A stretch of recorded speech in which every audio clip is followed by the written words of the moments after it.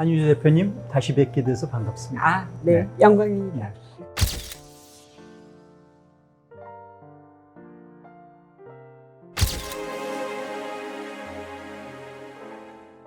제가 항상 궁금했던 것 중에 하나가 네.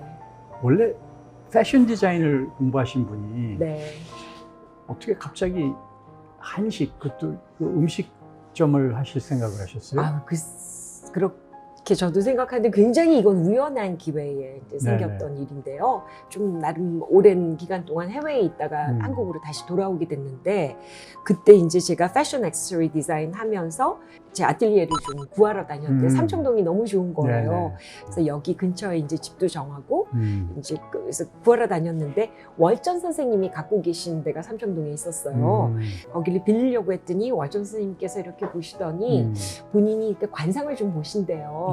근데 본인하고도 맞고 그 다음에 제가 음식을 하면 너무 잘할 거라고 그러시면서 1층을 공짜로 주실 테니 거기를 같이 해서 식당을 한번 해보면 어떠냐는 얘기를 하셨어요. 근데 제가 예전부터 이렇게 갖고 있던 꿈 중에 하나가 제가 식당을 한번 해보고 싶었던 거여서 아주 그렇다 하더라도 그 상당한 그 모험인데요. 무식하면 용감하다고 제가 완전히 그때는 얼마나 한식당을 운영하는 것이 힘든 일인지 모르고 그렇게 덜컥 제 가벼운 손재주만 믿고 시작을 했던 것 같아요. 네.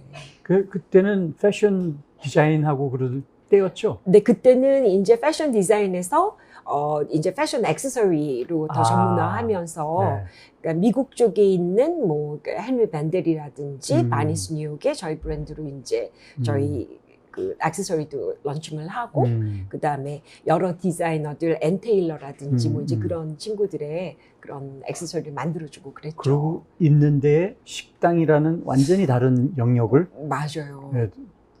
맞습니다. 근데 저의 눈에서는 디자이너의 입장에서 봤을 땐 사실은 이렇게 음식 쪽을 들어가서 어떤 누구가 만들어 놓은 음식을 똑같이 카피하는 것이 아니라 제가 생각하고 있는 장르의 음식을 새롭게 디자인한다는 것에 있어서는 좀 같이 보였어요. 그래서 그 메뉴를 디자인하고 어떤 인테리어를 구성하고 이렇게 해서 이제 어떠한 서비스를 할 것인지를 기획하는 데 있어서는 큰 어려움은 전 못 느꼈었어요. 네. 그러나 이제 기본적으로 맞습니다. 음식점은 음식을 잘 만들어야 되는데 셰프는 아니시잖아요. 그런데도 불구하고 저희가 이제 어렸을 적부터 저희 부모님이 평안도 출신이세요. 근데 평안도 분들의 특징은 의식주 3개 중에 식이 가장 중요하세요. 그래서 이제 아침에 일어나서 아침을 먹으면서 오늘의 점심과 저녁은 무엇을 먹을 것인가 항상 고민하고 걱정하고 그 다음에 저희 아버지는 항상 이렇게 뭐 옷을 멋있게 입는다거나 하는 상관이 없으셨던 분인데 가족들이 얼마나 잘 먹느냐가 굉장히 중요하셨던 분이에요. 그리고 그 뭐라 그럴까 이렇게 여러 사람들을 불러서 여러 다국적의 사람들을 불러서 음식을 대접하는 걸 너무 즐겨 하셨어요. 그래서 한 뭐 집에서 20-30분 음식을 차려가지고 차리는 거는 아주 어렸을 때부터 다반사여서 어머니가 고생하셨네. 어머니도 고생하셨고 근데 어머니 자체도 이렇게 즐거워하셨기 때문에 그게 저희들한테는 이렇게 손님을 크게 치르는 거는 별로 큰 문제는 아니었었어요.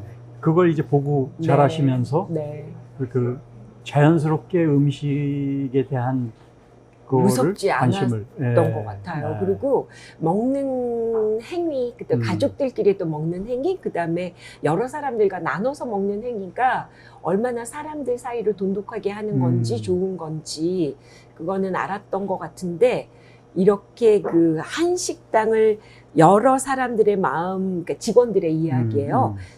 셰프도 있고 홀 서비스 팀도 있고 기획을 하는 사람들도 있고 디자이너도 있어야 되고 그런 사람들이 마음을 합쳐서 한 뜻으로 이거를 익스큐션 얘기인데 그걸 실행해 나간다는 것 자체가 어려운 일인지 전 몰랐어요.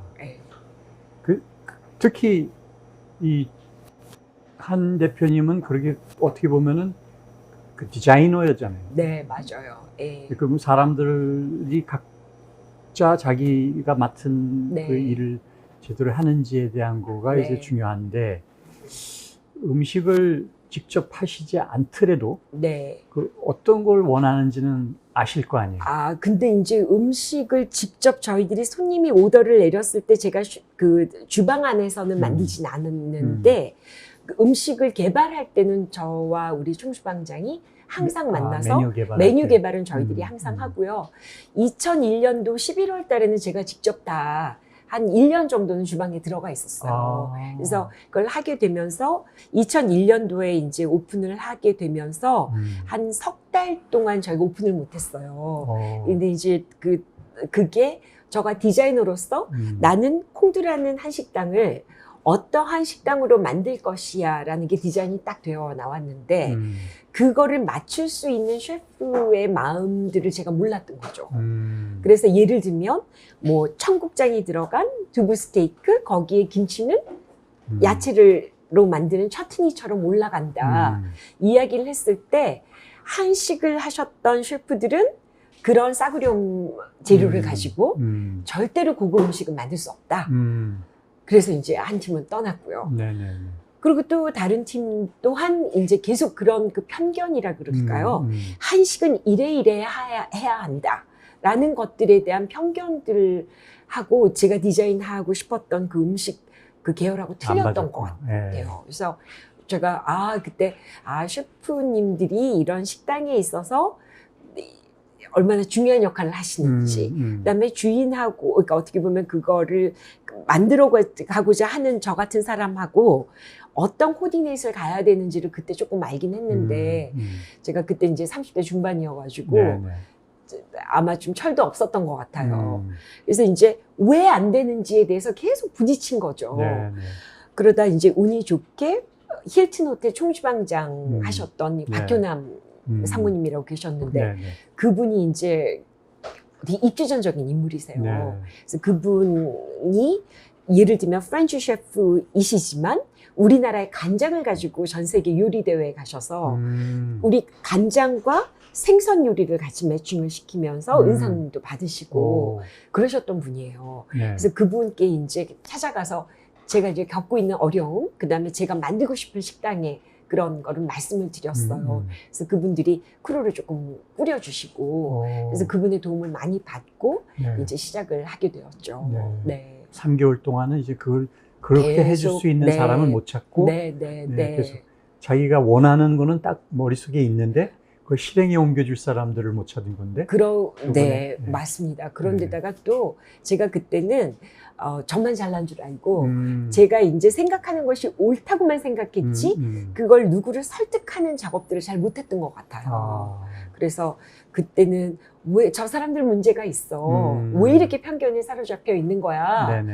왜 음식이 꼭 한식은 이래야 된다라는 거지? 라는 것들하고 좀 많이 싸우게 됐었죠. 그래서 이제 다행히도 그 도움을 받고 그런 음식 원하는 이제 음식을 했을 때 결과는 어땠습니까? 저는 조금 믿어지지가 않더라고요. 그렇게 해서 2002년 2월 22일, 그러니까 콩두 이자가 많은 날 이제 저희가 오픈을 하게 됐는데 3개월도 안 지나서 진짜 웨이팅이 몇 개월씩 밀려 있고요. 그래서 KBS TV까지 와가지고 인터뷰를 하는 거죠. 어떻게 해서 이러한 그 모던 한식당이라고 했는데 현대적 한식당을 할 생각이 됐고 사실 그때는 없었어요 그런 게. 맞아요. 그래서 처음으로 지금은 많아요. 지금은 많죠. 너무 저는 그게 고무적인 현상이라고 생각이 드는데 그 당시는 그렇게 이렇게 사람들이 신선하게 받아들여주고 또 먹어보고 싶어 하게 될지를 전 잘 몰랐었어요. 근데 그게 이 말씀을 들어보니까 음식의 어떤 카테고리도 중요했던 것 같지만 약간의 이렇게 그 사람들이 들어왔을 때 그 인테리어에 대한 느낌, 그 뭐 향기, 그 다음에 그 앰비앙스라고 하나요? 뭐 이제 그런 느낌 같은 거, 그 다음에 음식 메뉴, 그 다음에 서비스 이런 것들이 오케스트라처럼 같이 이렇게 좀 신선하게 다가와야 되는 것 같더라고요. 그래서 이런 것들이 음식을 먹는 행위가 이게 하나로만 다가오는 것이 아닌 거구나라고 느꼈어요. 그때만 해도 뭐 지금도 뭐 그렇지 않은 부분이 있지만 음식점 맛있는데 맛집 가면은 노포들 보면은 인테리어라고 할 수도 없잖아요. 그 다 쓰러져가는 뭐 이런 데도 있고 뭐 음식 하나만 보고 가는 경우가 많고 또 고급 한정식집이라는 데 가보면 또 그 뻔하잖아요. 그 너무 항상 그냥 오버웨밍해서 상으로 나오고 말이죠. 그런데 엄청나게. 저는 노포를 전 엄청 좋아하는데 좋아하죠. 노포 같은 경우는 노포의 메뉴에 맞게 그 앰비앙스를 갖고 있는 거예요. 그건 누가 흉내내서 돈으로 살 수 있는 게 아니잖아요. 근데 고급 한정식집 또한 그렇게 그 틀에 맞게 좀 하지만 어떤 때는 이게 돈이 너무 보인다든지 아니면 너무 그림이 보인다든지 그런 것들이 잘 융화가 되지 못하게 사람을 억누르는 것들이 좀 있을 수가 있거든요. 말 그대로 모던 한식이잖아요. 네. 그래서 그 모던 한식에 조금 맞는 것들을 약간 믹스 앤 매치했다고 할까요? 그래서 그 약간 서양적인 모던한 그런 그 건물이 인테리어와? 있었다면, 그러면 그 안에 약간의 그런 그 색감, 우리의 색감이 들어가는 그런 벽화가 좀 그려진다든지, 그리고 제가 갖고 있는 버짓이 크지가 않았기 때문에 제가 보니까 그렇더라고요. 그러니까 버짓이 항상 너무 충분하지 않아야 좋은 결과가 좀 나오는 것 같아요. 그래서 약간 이렇게 가장 중요한 거에 포커스를 하게 되니까 그런 것 같은 생각이 드는데, 그래서 그때 아마 좀 새롭게 좀 도전했던 게 신선하게 느껴졌던 게 아닌가 싶어요. 그래가지고 이제 그 믿기지 않은 그런 성공을 거두셨고 그 당시 그랬습니다. 예. 그게 2001년 2002년 2월 이후에요. 2월 예. 이후에.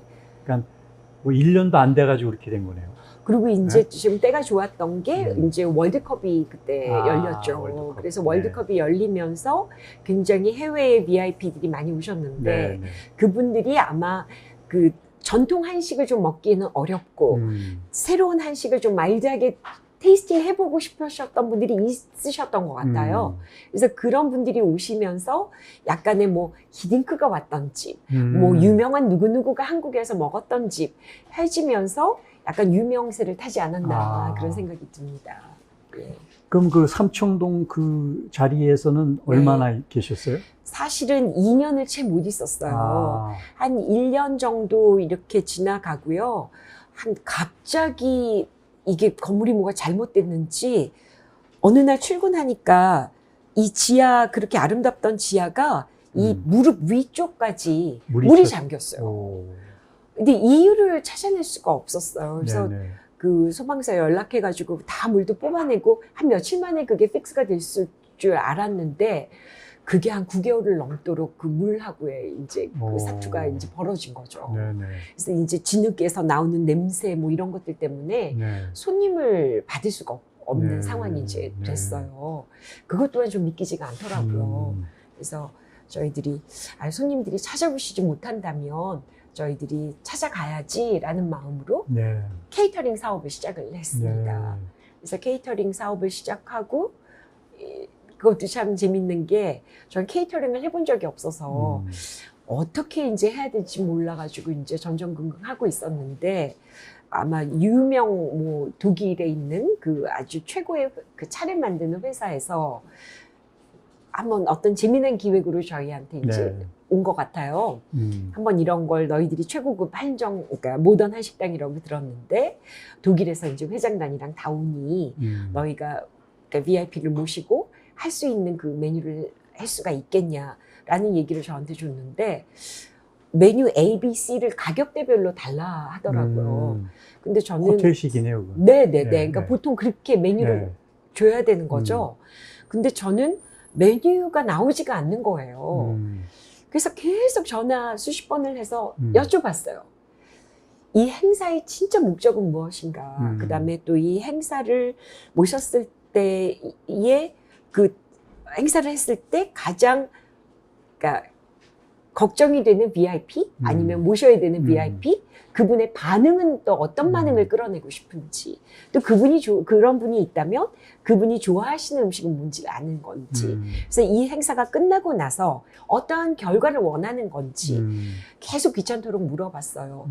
그러고 나니까 제 머릿속에 떠오르는 게 있더라고요. 그래서 메뉴만 간단히 써지는 게 아니라 제가 패션 회사에서 있을 때 제가 만들고 싶은 옷을 디자인한 거를 내놓기 위해서는 설득 작업이 필요해요. 네. 그래서 기획서라는 거를 쓰게 됩니다. 네. 그래서 이번 FW에는 어떤 트렌드가 올 것이고 시대적인 거는 어떤 게 있을 것이라 트렌드 또 색깔은 이런 것이라 이런 옷이 잘 될 것이다. 그러므로 나는 이런 거를 디자인하고 싶은데 이게 먹힐 것이다. 라는 것들로 얘기를 설득 작업을 들어가야 됩니다.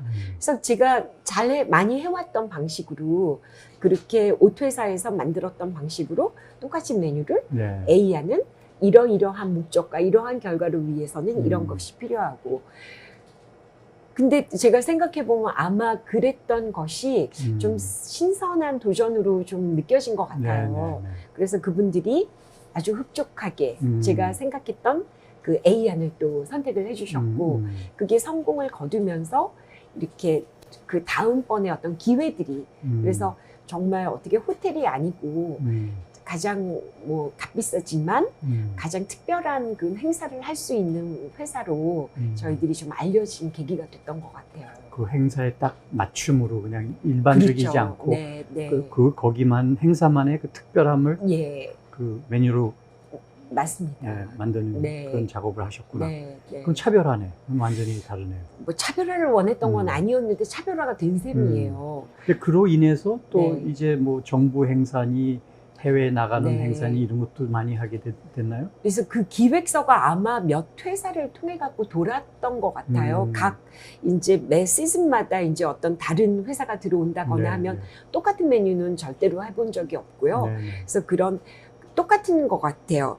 그러니까 육하 원칙, 왜, 어떻게, 언제, 어디서 이런 것들을 제가 이제 생각하는 거에서 준해서 기획서를 만들다 보니까 그 기획서 때문에 조금 입소문이 나면서 정부 그 어떤 한식 세계화의 일환으로 아마 정부 그게 들어온 것 같은데 그것 또한 이제 들어오게 되면서 제가 처음으로 맡게 된 게 아마 다보스 포럼. 네. 우리나라 이제 대통령이 가는 코리안 아이스로는 첫 네, 번이었던 걸로 기억을 하는데 네. 그걸 맡게 됐을 때 그때 그 희열은 말도 못해요. 그 네. 어떤 희열이셨나요? 그러니까 예를 들면 그러니까 제가 2010년도 다보스 포럼을 했거든요. 네네. 근데 2009년도에 처음으로 이제 한국에서 나가서 코리안 아이시라는 그걸 가지고 했대요.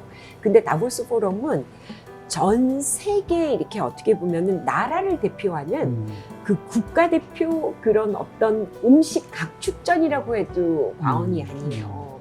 그런데 저희 전에 갔었을 때 아주 굉장히 유명한 행사였는데 그 메뉴가 나온 걸 신문에서 봤었을 때 제가 조금은 실망을 했던 것 같아요. 네. 그러니까 한식이 쓰여졌다는 건 참 고무적인 일이었지만 예를 들면 포아그라에 우리의 김치 처트니가 올라간다든지 예를 들면 캐비어에 뭐 우리의 한식에 어떤 게 올라갔다든지 하는 진짜 한식은 아닌 약간의 우리 한식의 재료가 아주 수줍게 쓰여진 네. 그런 메뉴가 많았어요. 그런데 이제 제가 그 다음 해에 우리의 대통령이 가는 첫 어떤 그 행사였는데 그때가 이제 MB 시절이었는데 MB 때 기억하시는지 모르겠지만 아주 녹색 성장을 어떤 큰 화두로 삼아가지고 그렇죠. 갈 때예요. 네. 그래서 그때는 확실한 목표가 있었어요. 네. 그래서 목표를 가지고 저희들이 그걸 가지고 했었을 때 저희가 이 녹색 성장을 가지고 어필을 할 수 있는 한국의 이미지를 맞춰서 100% 한식으로만 저희들이 내놨거든요. 근데 그거를 이제 첫 번에 저는 청와대에서 프레젠테이션 했던 거를 잊지를 못해요. 근데 저는 제가 될지 몰랐어요. 그래서 일단 100% 한식이 돼야 되는 이유. 그러니까 그 다보스 포럼 같은 경우는 이게 몇십 개국이 동시다발적으로 그날 이제 뭐 멕시코 나잇, 뭐 USA 나잇, 뭐 일본 재팬 나잇 이런 게 다 열려요. 그래서 이 나라에 얼마나 많은 VIP들이 20분 정도를 머물렀다 가느냐가 성공의 포인트입니다. 그리고 그 다음날 어느 나라 행사가 좋았더라가 입으로 통해야 돼요. 네네. 그런 걸 해야 되는데 한 번도 이제 한국 음식으로만 나간 적이 없었던 거죠. 그런데다가 이게 스탠딩이에요. 네, 이게, 그렇죠. 이게 sit-down으로 앉아서 하는 네. 풀 디너는 네. 못 하는 거니까. 리셉션이죠. 맞아요. 리셉션 형태의 그 대신 여기가 풀리 될 수 있는 음. 그러한 디너, 이제 스탠딩 디너를 해줘야 되는데, 한식을 가지고 다 꾸며서 냈었을 때, 그 청와대 반응이 아주 재밌었어요. 네. 야, 한식 갖고 지금 아주 전 세계에 국왕도 오고, 대통령도 오고, 네, 다 네. 그러는 행사에. 어떻게 샴페인도 없고, 캐비아도 없고, 뭐, 푸아그라도 없는 그 3대 그런 진미가 없는 그런 음식을 낼 수가 있느냐. 그 다음에 우리 한식 갖고 되겠냐. 그리고 한식 갖고 스탠딩 음식이 되겠냐. 그러니까 한식은 앉아서 왜 찌개도 먹고 이렇게 돼야 되는 음식이다. 근데 저는 목적에 맞출 수 있다. 네. 한식을 서서 먹을 수 있는 음식으로 디자인하면 되는 것이고 식기도 디자인하면 되는 것이고 우리의 그런 마인드부터 바꿔야 되는 것이 아니냐 하면서 격전이 조금 벌어졌는데 참 멋지게 그래도 선정이 되셨네. 선정이 됐던 것뿐만 아니라 그 비서관님하고 굉장히 큰 충돌이 일었어요. 아, 그랬어요? 네, 그래서 저도 이 충돌까지 일어났는데도 선정이 됐다는 거는 뭐. 근데 그 비서관님이 굉장히 좀 크게 좀 생각해 줬던 것 같아요. 그러니까 뭐냐면 뭐 저희 기획서를 좀 집어던지셨어요. 그 정도였어요. 이렇게 이게 멋만 부린 거지 뭐 그리고 한식 갖고 되겠냐. 근데 이제 저가 그때는 조금 제가 좀 겉보기는 틀리게 굉장히 이렇게 좀 이렇게 파이팅이 넘치는 사람인데 그때 갑자기 파이팅이 넘치면서 책상 딱 두들기고 그렇게 한식을 우리 한식을 제대로 알아주지 않는 분이 청와대에 들어와서 그리고 이런 행사를 뭘 제대로 하겠느냐. 우리 걸 우리가 비하하면 누가 우리 걸 알아주겠냐. 근데 그때도 저도 이렇게 막 얘기가 나온 건데 그 얘기를 굉장히 이렇게 수긍하시고 나도 당신 같은 사람들이랑 일하고 싶지 않다 하고 나왔는데 다시 부르시더라고요. 그래서 차분하게 얘기해보자. 다시 어떻게 할 수 있는지. 그래서 저는 목적이 굉장히 중요하다. 네네. 그리고 저는 외교적, 정치적 도구로 한식이 쓰일 수 있다고 믿고 또 쓰일 수 있을 만큼 저희는 활용을 해야 된다고 생각한다. 그래서 그 얘기가 잘 돼서 어쨌든 그날 이제 2010년 1월 달에 열렸던 다보스 포럼이었는데 그때 이제 좀 잘 됐어요. 그래서 또 그때 또 하필이면 재팬 나잇이 열린 날이었던 거죠. 근데 그때 일본에서는 약간의 큰 참치를 잡아서 참치 시연 행사를 한 거예요. 해체하는 것까지 보여주면서. 해체를 한 거예요. 그게 어떻게 보면 볼거리죠. 볼거리 엄청 많죠. 그리고 아마 몇 년 전만 됐어도 그거는 기가 막힌 어떤 성공 요소였을지 모르지만 시대적 가치가 변한 거죠. 그래서 많은 분들이 그걸 보고 혐오감을 느꼈고 그래서 거기서 지금 견디지 못하고 많은 분들이 나오셨대요. 그래서 오히려 상대적으로 일본과 한국을 좀 비교하게 되면서 우리의 비빔밥 외교 같은 것들이 조금 통했던 때가 됐고 그 이후로는 한식이 이렇게 많은 외교 행사에서 쓰인다고 들었어요. 그래서 그걸로 굉장히 저는 뿌듯해하고 있습니다. 성공을 거두셨네. 국익 사냥도 하시고. 국익이라기보단 제가 생각하고 있던 것들이 맞았다. 그 다음에 우리가 우리 거를 알아줘야 남들도 우리 거를 알아준다는 게 이제 맞았다는 걸 알아서. 굉장히 특이한 거는 상업적인 소위 말해서 음식점이라는 그 민간이 하는 거를 갖다가 이렇게 굉장히 공적인 일을 비슷하게 돼버렸어요. 거기다 출장도 어떻게 보면 국가 행사들 공인이 돼버리셨네. 식당을 하시면서. 어떻게 글쎄 말이에요. 저의 아주 크나큰 단점입니다. 이게 저가 어떻게 보면 주식회사의 대표이사로 있잖아요. 그러면 저는 어떻게 보면 이윤을 좀 극대화해서 그게 원래 사업의 목적이잖아요. 맞습니다. 사업의 목적은. 그래서 지금 우리 몇 안 되는 우리의 주주분들께 제가 너무나 죄송스럽게 생각하는데 이게 식탁머리 교육이라고 이게 너무 중요한 것 같아요. 저희 아버지가 이제 원자력 연구소장 네. 오랫동안 하시면서 유명하신 물리학자이시죠. 네, 그 원자력을 가지고 이제 한국 국산형을 만드셨던 네. 분이신데 진짜 식사를 할 때마다 저희 아버지는 또 평안도 출신이라 고향을 뺏기셨던 분이세요. 네, 네. 그리고 17살에 내려오셔서 고등교육을 못 받으셨다가 나중에 이제 대학교도 가시게 되고 이제 그렇게 된 공사도 나오셔서 그걸 어떻게 정말 천운이 따라서 이제 물리학자가 되셨던 분인데 근데 여튼 앉으면 그 얘기 하셨어요. 나라가 없으면 너도 없고 나라가 없으면 개인이 없다. 그러니까 이 나라가 얼마나 너희에게 소중한. 근데 그 얘기를 너무 듣고 자랐나 봐요. 네. 그래서 이게 사실은 너무 공적인 일을 많이 하게 된 것 같아요. 글쎄 말이에요. 네. 근데 이거는 어떻게 보면은 역시 그 우리 한 대표님이 자라온 환경과 네. 부모님, 아버님 네. 영향과 네. 이런 것도 있고 그다음에 네. 제가 또 듣기로는 외국 생활을 좀 네. 하셨잖아요. 네. 근데 미국하고 영국하고 이게 네. 같이 사셨는데 네.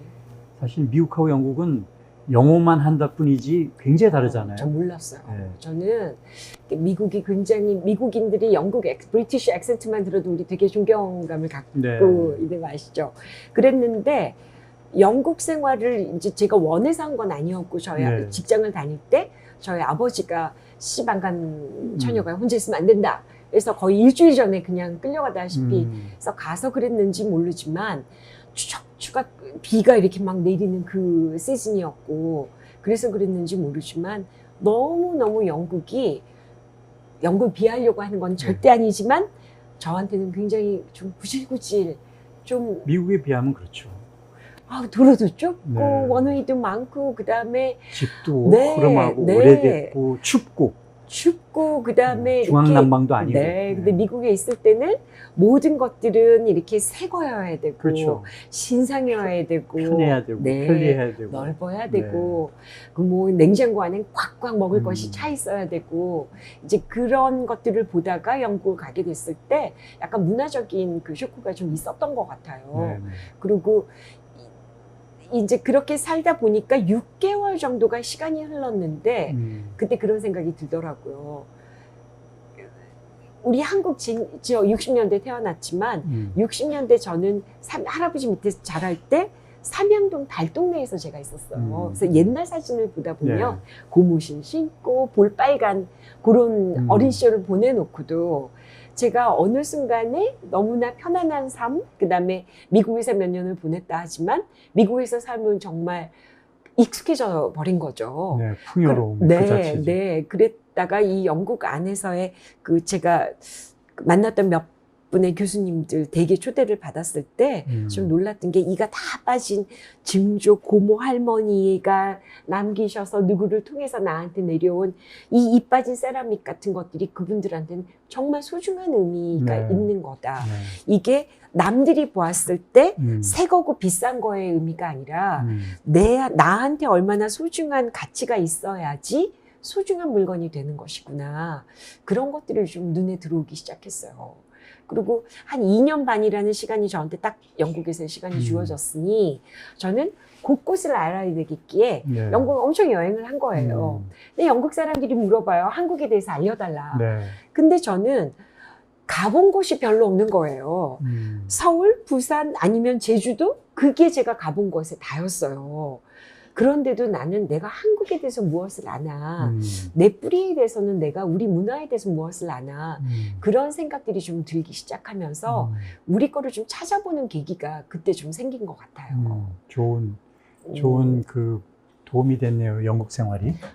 그 사람이 약간은 어떠한 불편함은 좀 사람들한테 때때로 필요한 것 같아요. 그러니까 사람이 좀 어떤 해왔던 생활들의 패턴이 바뀌어진다든지 불편해진다든지 하게 될 때 좀 돌아보는 계기가 좀 되는 것 같다는 생각은 했어요.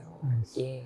그 영국에서 이제 한국에 돌아오시고 난 다음에는 네. 사실 그렇게 식당을 생각지도 않게 우연치 않게 네. 시작을 했는데 네. 그게 어언 이제 20년 네, 완전히 됐어요. 2001년도에 열었으니까. 네. 20년이네 정말. 네. 제가 제일 좋아했던 데가 그 덕수궁에 네. 있던 그 궁두. 지금은 네. 거기 어떻게 지금 하고 지금 계세요? 저희가 한 8년 전에 거기로 이사를 갔는데요.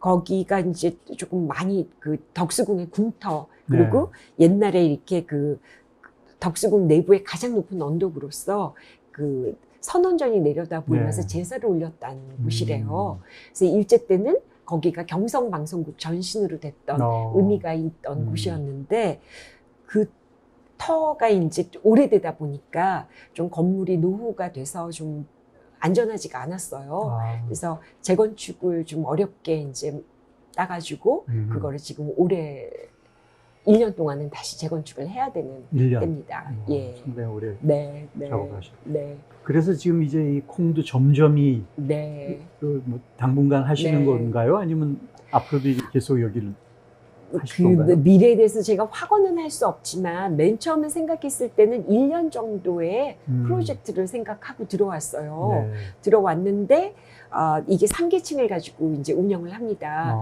그래서 저희 생각에는 저희가 이제 1년만 쓰고 갈 거니 어떤 돈도 들이지 말고 아주 간편하게 있다가 가야지. 그런데 밑에 지하가 이제 저희한테는 랩이자 키친이거든요. 네네. 근데 이게 음식을 하다 보니까 그 키친을 그걸 해야 될 때 그냥 막 안 되는 거예요. 그래서 투자가 또 지하에 엄청 많이 됐어요. 네.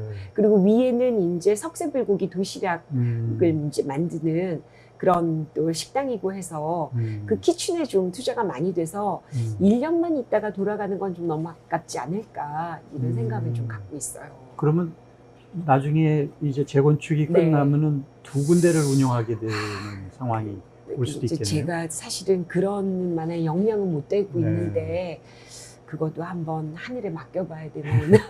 근데 여기는 사실 음식점에 네. 그 중점을 두는 게 아니라 요 기본 네. 재료, 네, 맞습니다. 네, 한식을 만드는 네. 기본 재료, 뭐 기름, 네. 식초, 네. 소금 네. 이런 것들이 지금 굉장히 새롭게 아주 각광받는 것 같아요. 그래서 콩두는 사실은 로고를 보셨는지 모르겠지만 이렇게 두 개가 모여 있는 알들이 두 개가 모여 있는 거예요. 네. 콩알 두 개로 생각했습니다. 근데 사실은 점이라고 그러면 아주 하자는 조그만 그 점이 될 수 있고 또 우리나라 말에 이렇게 방울 한 점, 네. 뭐 그 다음에 고기 한 점 이렇게 나눌 수 있는 부피의 단위인데요. 그게 한 점이 15마를 하나로 남겨놓은 큰 부피가 되기도 한대요. 그래서 지금 콩두에서 가지고 있는 이 식자재 같은 경우가 작게 보면 이러한 점이에요. 그런데 그것들의 중요성의 의미를 따지게 보면 어마어마한 큰 의미를 갖고 있는 그거라고 생각을 하고 또 점점이 또 갖고 있는 말의 그 부사로서 확장성 아니면 방향성이 있어요. 그래서 콩두가 아주 작은 것부터 큰 의미를 가지고 있는 일들을 하겠다라는 의미에서 저희들이 콩두 점점이라는 걸 했고요. 그 콩두가 20년 동안 저희가 갖고 있는 자산이 과연 부동산 빼고 무엇이 있을까라고 봤을 그 때 브랜드죠. 뭐. 네, 브랜드도 있고 네. 또한 어떤 면에서 우리가 그동안 20년 동안 이 전국 방방곡곡을 다니면서 발굴해낸 아주 귀한 식자재들인 거예요. 네, 네. 그래서 저희가 콩두라는 식당을 1년 동안 운영을 못하지만 저희들이 발굴해냈던 그 식자재를 만인들에게 조금 공개를 하고 싶었어요. 네. 그리고 많은 분들이 댁에서도 조그만 이렇게 저희들이 쓰고 있는 이 식자재를 갖고 건강한 식탁, 그 다음에 행복한 식탁을 좀 꾸며볼 수 있는 계기가 됐으면 좋겠다라는 마음에서 이 식자재 가게를 오픈하게 된 거죠. 아주 잘하신 것 같아요. 이 뭐든지 우리 저 한유주 대표님이 하시면은 아이, 그렇지 않아요. 뭔가 이렇게 좀 색달라요. 똑같은 감사합니다. 한식인 것 네. 같으면서도 다 달라요. 그리고 감사합니다. 아주 특별한 그 네. 의미를 부여하시는데 아주 탁월한 능력이 있으신 것 같아요. 아마 디자인 전공해서 그러신가? 그런 거일 수 있고요. 네. 약간 저는 아마 좀 약간 한국을 떠나 있었던 게 조금 새롭게 볼 수 있었던 계기가 되지 않았나라는 네네. 생각하고 우리가 너무 구태의연하게 항상 우리한테 옆에 있었던 건 옆에 있었던 거 이렇게 먹는 건 이렇게 먹어야 되는 법이라고 생각하잖아요. 근데 그거를 좀 다르게 볼 수 있는 방법은 없을까라고 계속 물어보는 것 같아요. 박스 밖에 나와서 보는 거죠. 네, 맞습니다. 네, 박스 안에서 보는 게 아니라. 네. 네. 그래서 우리한테는 항상 있어 왔던 예를 들어 소금, 우리 서해안에 그 갯벌에서 나오는 그 천일염 같은 경우는 정말 프렌치 셰프들이랑 저희들이 일을 할 때 그분들의 그 자긍심, 그 스노피쉬한 그거는 이루 말로 그렇죠. 표현 못해요. 네네. 근데 우리 소금으로 탁 무엇을 끓여가지고 그분들한테 그 맛을 보게 되면 깜짝 놀라세요. 네네. 이렇게 맛이 나는 소금이 있냐. 그리고 우리 음식 식자재에 대해서 관심을 가지세요. 네. 근데 우리한테는 너무나 싸게 어디서나 구할 수 있는 게 우리의 소금이었기 때문에 그걸 잘 쳐다보지 못하게 되는 거죠. 그리고 특히 이제 오염수가 방류된다고 해요. 네. 그 오염수가 방류됐을 때 우리가 편하게 먹었던 이 소금을 이제 편하게 먹지 못하게 되는 거예요. 그럴 때 과연 우리는 어떠한 준비가 되어 있을까? 그런 것들을 계속 조금 질문을 던져보는 편이에요. 네. 그 준비가 돼 있으세요? 저희는 뭐 조금 소금을 워낙 한식에 있어서 네. 그 저장류라든지 발효류가 우리 한식의 기본이 된다고 생각을 하니까 한 50%의 맛을 좌지우지하는 게 중요한 게 소금 같아요. 네. 그래서 후쿠시마 원전 사고 나서 저희들은 제일 먼저 이렇게 갖췄던 게 2006년산 소금이에요. 그래서 지금껏 쭉 그걸 쓰고 있고 뭐 간장이라든지 젓갈이라든지 그걸 다 쓰고 있는데 이런 간수가 많이 내린 안전한 소금 같은 경우는 저희한테는 아주 필수적인 거죠. 네. 근데 지금 너무 흔할 땐 몰라요 우리가. 네. 근데 이게 흔치 않을 때에 그걸 먼저 알아볼 수 있는 눈들이 많은 분들이 있었으면 좋겠어요. 그래서 그분들께 꼭 저희 소금이 아니다 하더라도 다른 염전의 소금이라도 그 귀한 걸 아시고 그 간수를 좀 내릴 수 있는 방법이라든지 그런 걸 말씀을 드리고 있는 편입니다.